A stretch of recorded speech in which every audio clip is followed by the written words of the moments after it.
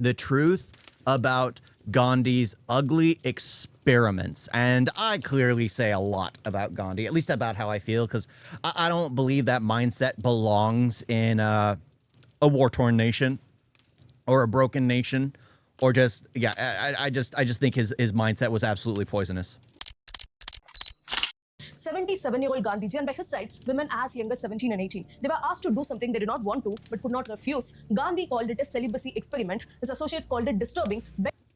Is this that? Okay. Begged him to stop, and today, most people don't even know this part of the story. I'm dead sure there is no one in India who doesn't know who Mahatma Gandhi is. So what I'm about to tell you will shock you, anger you, may even make you question everything you thought. Is this about with him sleeping naked with girls underage, basically to prove that he had the ability to hold? No, just the thought that you needed to do that is absolutely disgusting. The thought that you need to do that is absolutely disgusting. You knew about the man we worship as Mahatma. Let me tell you what Mahatma Gandhi was doing, and then you will understand why this is so disturbing. Between 1946 and 47, Gandhi began something he called celibacy experiments with young women. And no, this was not just in theory. He actually started sleeping naked with them. Yep. This is the thing. This is the thing. The fact that this was even... you shouldn't even have to think of this as an experiment. This should just be a no-brainer that, of course, nothing like that would ever happen. But the fact that he had to prove shows that he was absolutely, again, just look at the files that came out recently. Almost every single powerful name that is on that list. Gandhi would have been one of those people on that list. He's the same type of person. Pretends one thing, does something completely different. Completely different. Not just in the same room, but in the same bed without clothes. And yes, we are talking about the same Gandhi who led millions of people against the British, who spoke about women's rights and even said to call women the weakest is a lie. Women is man's superior in moral power. The same man who prized women's strength and equality at the very same time was making young women to take part in something deeply disturbing, something most people have never even heard about. If it's already shocking for you, just wait till you hear who these women were. Manu Gandhi, his own grandniece, barely 18 to 20 years old. By the way, grandniece simply means your brother's or sister's granddaughter. So Gandhi's grandniece was like his brother's or sister's granddaughter. Then Abba Gandhi, another young relative only 17 to 18 years old, then his personal doctor, Dr. Sushila Nair, in her early 30s. Brapavati Narayan, wife of socialist leader Jai Prakash Narayan, who was in her 40s. Kanjan Shah, wife of Gandhi's ashram manager, who agreed only once, reluctantly, for a single night, and Veena Patel, sister-in-law of Gandhi's grandnephew Ganu Gandhi. Gandhi's secretary Nirmal Kumar Bose noted all this in his diary. He wrote that Gandhi told Manu this was a bold and original experiment and the ultimate test of their purity. So Gandhi would lie down naked and these the test of purity. Oh my gosh. Again, how much information do people truly need to constantly believe that Gandhi was this great person? No, he was absolutely barbaric, just like everyone else. He was a prime example of a politician. Like, the epitome of a politician is Gandhi. Every politician wishes to be Gandhi. That is literally it. They all wish to be Gandhi. Someone that can lead a nation while doing absolutely everything disgusting imaginable and getting away with it because there is this image that is created about them. Congress would be glazing him. Yeah. The world glazes him. The world glazes him. I absolutely find it ridiculous. Ridiculous. And that's the funny thing. Most people don't know. The first thing, like most people realize when they go to India and they see the bills, they get confused as to why Gandhi is on every one. A lot of people have that issue. It's just like, this is so confusing.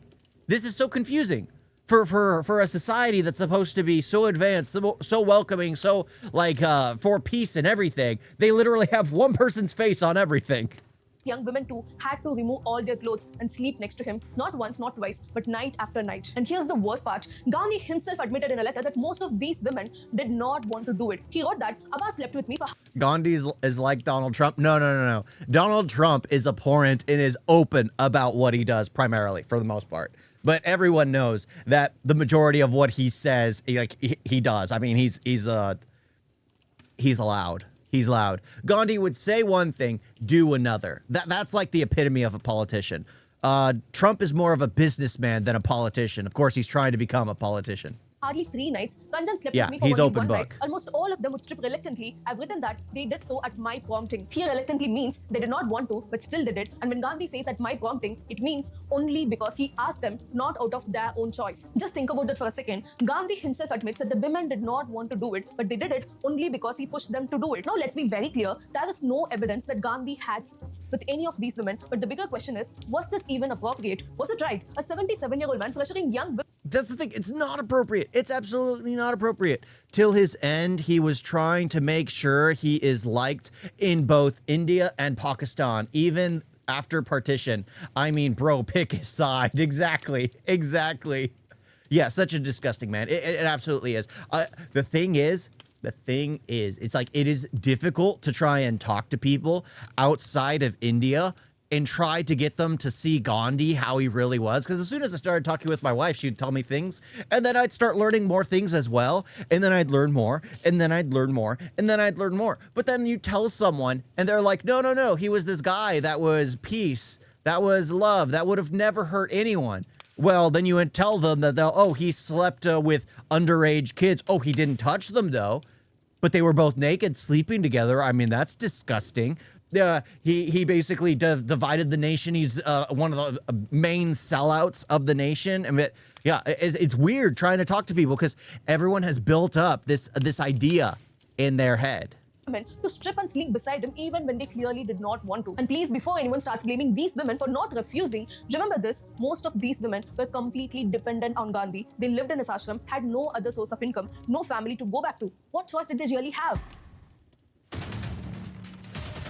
Now the question is, why did he do this? A man of such big principles, respected everywhere, what was really going on in his mind? Let's go back to 1906. Gandhi was 37 years old when he took something called brahmacharya, basically a strict promise, a sankalp of celibacy. The word celibacy simply means deciding not to have any kind of sexual relationship. From that moment, he decided he would never have sex again, not even with his own wife. And remember this, by this time, Gandhi already had a big family. He had been married to Kasturiba for 24 years and they already had 4 children. So why suddenly take up this sankalp of celibacy after so many years of marriage? For Gandhi, brahmacharya was not just about not having sex. He believed it meant controlling every single desire, whether in thought, in words, or in action. He thought this would give him some kind of special spiritual power. In fact, Gandhi wrote that without brahmacharya, the satyagrahi will have no lustre, no inner strength to stand unarmed against the whole world. So in his mind, staying celibate was not just personal, it was connected to his ability to lead India. And for almost 40 years after taking this vow, Gandhi seemed to live it out without much controversies. He kept away from the social situations, focused on his politics, and everything looked fine, at least on the surface. But even during those years, his version of brahmacharya went much further than just no sex. In his ashrams, he enforced strict rules that married couples were told to not sleep together, and everyone was encouraged to take cold baths to suppress desire. Now, I personally believe taking up brahmacharya is one of the highest form of commitment a person can make. It means extreme.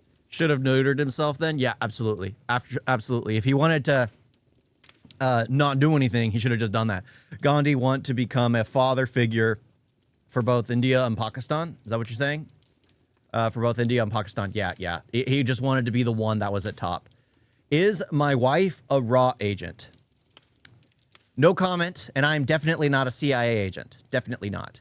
Discipline, a life beyond bodily desires. In that sense, the decision itself was very commendable. But what doesn't make sense is Gandhi asking married couples to sleep separately. Why interfere in their personal relationship just because you took brahmacharya? And on top of it, Gandhi himself started taking massages and baths with young women, including his Dr. Sushila Nair, sometimes even without clothes. He described these as tests of self-control and purity. But many people around him felt very uneasy and openly criticized these practices. Then in 1944, after the death of his wife Kasturba, Gandhi took these experiments to a new and far more disturbing level. The real controversial stuff started in 1946, specifically in a place called Nokali in East Bengal. That's no Bangladesh, by the way. This was during the worst communal riots in Indian history. Hindus and Muslims were killing each other, and Gandhi had gone there to stop the violence. What Gandhi thought would free and unite India was not working. His methods were failing. He began asking himself, why isn't my non-violence working? Why can't I stop this bloodshed? Slowly, Mahatma Gandhi started connecting the country's problems with his personal struggles, and he came to a disturbing conclusion. Maybe it was because he had not truly conquered his sexual desires. So at the age of 77, oh my gosh. No. The reason why it didn't work is because nobody is living in such a peaceful utopia where non-violence is an option. Freedom isn't free. You have to fight for it. It's the soldiers on the front lines that die for your own personal freedom. You are the moron that refused. It had nothing to do with sleeping with children. It had nothing to do with you not sleeping with enough children. It had to do with the fact that the soldiers were dying on the front lines and you were telling them not to defend themselves.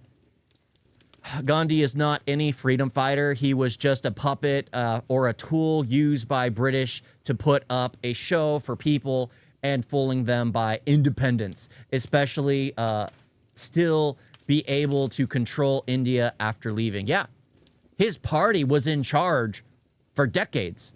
How many years? Like 60? Around 60 years? Yeah, because they would come and go, but it was always like the elite party, which led to its primary being seen as like a stepping stone for most nations. Most of the people around the world know of India as just a scamming nation or just a nothing important. But look at what happened as soon as like the Gandhi party got out of power and like Modi is now there trying to push capitalism, surprisingly, capitalism. And guess what? India's seen much changes, an incredible amount of changes that it's pushing to be one of the top powers in the world. Because guess what? It's pushing the nation first, focusing on defense. I mean, it has the largest defense budget in the world, which is how it should be. And now Brits are irrelevant compared to its colonized country, which is a big win. Yeah, absolutely. Absolutely. Instead of focusing on stopping the riots, Gandhi decided to conduct what he called experiments with young women. He believed that if he could prove he had no feelings left, somehow his non-violence would become more powerful and save the country. Does that sound crazy? Yeah, no, that was just his excuse to sleep with girls. That's it. That's it. That's just for the perverted old man to sleep with girls. To you? Well, let me tell you how he justified this. Gandhi's Gandhiji reasoning. gave three main reasons for these experiments. First, he said it was for spiritual purification. He wanted to become so pure that God would completely control him. And second, he claimed he was testing both himself and the women to see if anyone felt sexual desire, if they could sleep. I'm pretty sure the women would have chose someone other than Gandhi. Again, they would have chosen someone other than Gandhi. Let's be honest. Together without any... Gandhi was also against cricket. Imagine if his followers obeyed him. Gandhi also was against cricket. Well, that should be an absolute red flag right there. I mean, I know nothing about cricket, but that should be an absolute red flag. I mean, it is one of the biggest religious parties in India, apparently. feelings, it would prove their purity. Third, and most importantly, he genuinely believed this was connected to saving India. He thought his personal purity would make his non-violence more powerful. In his mind, he was not doing anything wrong. He thought of it as a spiritual practice like fasting or meditation. It's the same kind of mindset where it's like, if you can convince yourself of something enough, you yourself will believe it to be true. Like, you can tell yourself a lie, and if you believe the lie, it'll most likely be true. Because to yourself, you already believe your own lie. So he told himself a fib, and now he absolutely believes it to be true. He even called it an experiment with truth, just like his political work. He even told people to see these experiments like yajna or a kind of sacrifice and an example of self-control that could inspire the whole nation. But here's the problem. Gandhi was a man with enormous power and influence, and these young women were dependent on him completely. Gandhi defended all this, saying these experiments were essential for his spiritual path. Essential for who? Why is everything about himself, his sangal, his brahmacharya, and his spirituality? What about those young women? And to be more precise, what about those young girls? Now let's talk about those women, because you can't really come to a conclusion without knowing what's the condition of those women. Manu Gandhi was just 18 years old when the main experiment started. She had been living with Gandhiji since she was 15 years old. After her mother died, she had no other family, no money, nowhere else to go. Gandhi was like a father figure to her. In her diary, Manu wrote that she felt innocent and undisturbed while sleeping next to Gandhi. She said she saw him as a mother. Now the thing is, a mother would never ask her child to get naked in front of her, right? A mother would always prioritize the children's well-being more than her beliefs. After Gandhi's death, Manu went back back to village. She lived alone there for 21 years, never got married, never had children. She died at the age of 44 because of tuberculosis, worn out by stress and loneliness. And then there is Abba Gandhi, even younger, just 17 or 18. She was married to Gandhi's grandnephew Kanu, but Gandhi somehow convinced her also to join the experiments. In Gandhi's own writings, he admitted Abba was a reluctant participant who undressed only for the fear of hurting him. Can you hear how wrong that sounds? A young teenage girl taking off her clothes because she was afraid of hurting the grandfather of her husband she's been worshipping. Even her husband Kanu was upset, but could he really question Gandhiji? Of course not. After Gandhi's death, both Abba and Kanu spent the rest of their lives preserving Gandhi's memory through photography, always putting his legacy above their own lives. And next, Dr. Sushila Nair. She was a bit older, in her early 30s when these experiments happened, but she had already been a part of these experiments since her 20s, sharing baths with them, sometimes both of them naked. She never married, never had a family of her own. Her entire life revolved around serving Gandhiji, and after his death, she went on to become India's health minister. But even that was in continuation of Gandhi's mission. She built medical institutions in his name, preserved his records, and translated his works. She lived till 87 but never really had an identity or life separate from Gandhi. And other women like Babavati Narayan and Kanjan Shah also participated reluctantly out of loyalty, even though it costed them a lot personally. Gandhi's own secretary Nirmal Kumar Bose, who witnessed all this, wrote that these women ended up in what he called unstable triangles. They were jealous of each other, fighting for Gandhi's attention, psychologically damaged by competing for the. That kind of happens in like families too. Like my abuela, she had a child at like 12, I think, her first child. She had 14 kids in total. And when you do things like that, you kind of, and again, she was an adult at a childlike age. So she had a habit of like trying to get her daughters to feel jealous about other daughters, to make them feel like the other daughter's more important, so that way that daughter would try harder. It's the same exact concept that's happening here. Gandhi was making them feel lesser than the other girl he was laying with. So they would each try to do something else. It's a weird circle. It's a weird nonsensical circle. You want my hat? Yeah. I like my hat. I made several. A fiction of Gandhiji. Modern psychologists even have a name for this today. They call it trauma bonding. When you get emotionally attached to the person who's also causing you pain. And here's the saddest part. None of these women ever spoke out against Gandhi. They defended him till the very end. Why? Because their whole life, their identity, their social status, their financial security, everything depended on being loyal to Gandhi. Even when the news of these experiments leaked out, society did not support these women. Instead of asking them if they're okay, instead of questioning Gandhiji, people just wanted to protect his reputation. And like always, people blamed the women while defending the man who caused it. So after Gandhi died, what happened to their stories? They were completely erased. Historians writing about Gandhi would either skip this chapter completely or mention it briefly and move on. Of course. It looks bad. Oh my gosh. Even Gandhi's own people were horrified when they came to know about this for the first time. Sardar Vallabhbhai Patel actually wrote to him saying that what he was doing was a terrible blunder and a heterodoxy instead of religion. By the way, heterodoxy means going against religion. Jawaharlal Nehru, whom Gandhi treated like his own son, called Gandhi's obsession with abnormal and unnatural. Vinoba Bhave, one of Gandhi's closest disciples, resigned from Gandhi's newspaper in protest against this. And so did many other senior leaders. Even Gandhi's personal staff started leaving. His stenographer found the situation so uncomfortable that he quit his job. By the way, a stenographer is a person basically who writes down everything you say, like a personal note taker or a secretary. But Gandhi did not stop. He was so convinced that he was right, so sure that this was necessary for India's freedom, that he ignored everyone's concerns. He made it very clear that he did not think he was doing anything wrong, that he would not stop no matter what others thought. Now you might think Gandhi would have felt guilty or maybe regretted what he did when he finally... No, because he had convinced himself that he was in the right. He had lied to himself enough to where he believed he was right. And a lot of people do that to themselves. A lot of people will convince themselves that they are they are right. They were suffering from Stockholm syndrome. Yes, the girls were absolutely suffering from that. They only had Gandhi in their life. Their entire identity revolved around Gandhi. So that's the thing. It completely revolved around Gandhi. Everything did. So of course they're never going to speak out because they have to continuously uplift him because that's their life. Stop doing all these experiments. But the thing is, no, he did not. In fact, in letters to his closest friends, he made it very clear that he wanted to continue. In one letter, he wrote, "I cannot give up the practice at the instance of friends. It cannot be given up altogether." He even admitted, if I stop sleeping together for all time, it will mean that I've been mistaken. Either he was absolutely sure if he wanted to be a true brahmachari under all circumstances, then this was the only way, or if he had stopped for the sake of others, it would mean that he was doing something wrong. But what's striking is that Gandhi was not hiding any of this. He had already written openly about his experiments in a book called The Story of My Experiments. experiments with truth. And the experiments only ended in February 1947 when a respected social worker named Amritlal Tucker convinced Manu to stop participating. Once Manu said she did not want to continue so gladly, Gandhi agreed to end it. But by then, the damage was already done. Many of his closest associates had lost faith in him. His reputation among the people who knew him personally was badly damaged. And just 1 year later, in January 1948, Gandhi was assassinated. Now, after Gandhi's death, there was a systematic effort to hide this part of his life. Nirmal Kumar Bose, who had witnessed everything and written it all down, said that after Gandhi's death, everyone wanted. What? Yeah.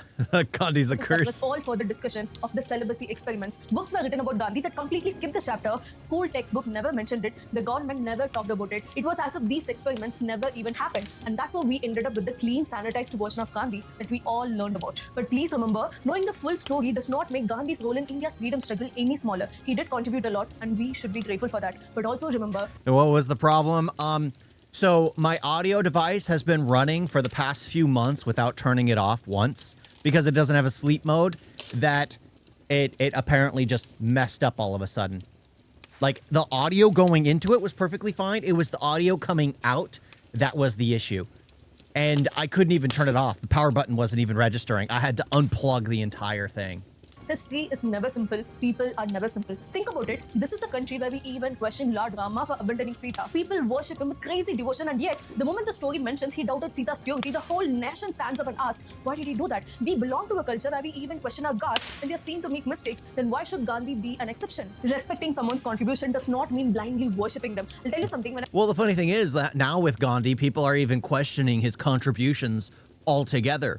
What was his reason for everything? Why did he do this? Why did he not do this? Why did he not aid his brothers and let them hang instead of putting in a request to save them? I mean, there are so many things that now that people don't talk about it, and it's more like, oh, what else was he doing that wasn't put before us all? I was in college. A friend once brought up this topic during a discussion, and I immediately burst out saying how low people can go to insult someone. I was dead sure this was just a rumor without any basis at all. Even 2 years back, when I did a podcast about Gandhi and Nehru, their lives, their ideology, and their politics, I asked all the tough questions. I asked about Gandhi's ties with the British, about whether they were responsible for the partition or not, about all the possible controversial things. But I never touched this topic because I was very sure this was just a rumor. It was only later when I finally sat down by myself to do the research that I realized that this was the truth. In fact, I wrote this script almost a year ago, but could not finish it at that time.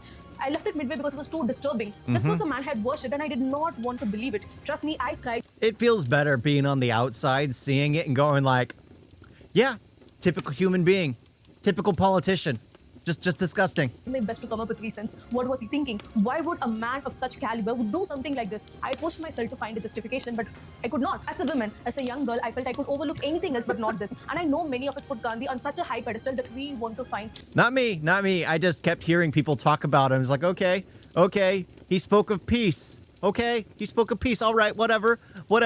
And then you finally get to know more of him, and I'm just like, yeah, I didn't like him to begin with. Explanation, some reasoning that would excuse his actions, but no reasoning is enough for this. One thing I realized during my research is that Gandhi never tried to hide these experiments. He did not even think of doing them in secret. In fact, he wanted to publish the results when they were done. That shows he truly believed he was right and even thought people would admire him for it. And that's what shocks me the most. What was going on in his mind that made all of this seem logical to him? So if there are hate comments for this video, I will totally understand. If someone says, how can you talk bad about Gandhiji like this? I will not judge you at all because... Yeah. The fan hasn't been on forever.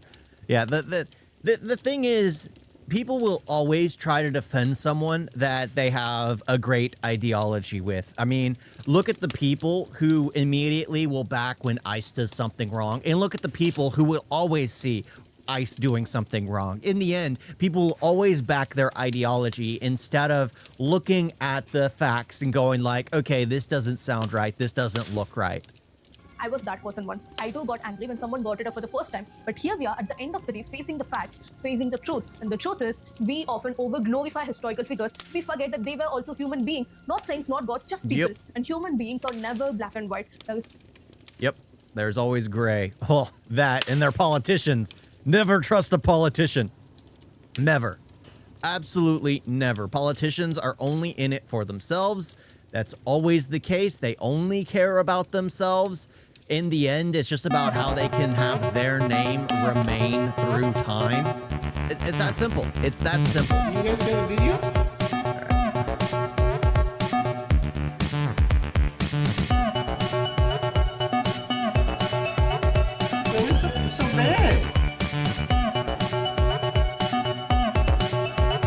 and don't forget to like and subscribe. Wait, wait, Sandra.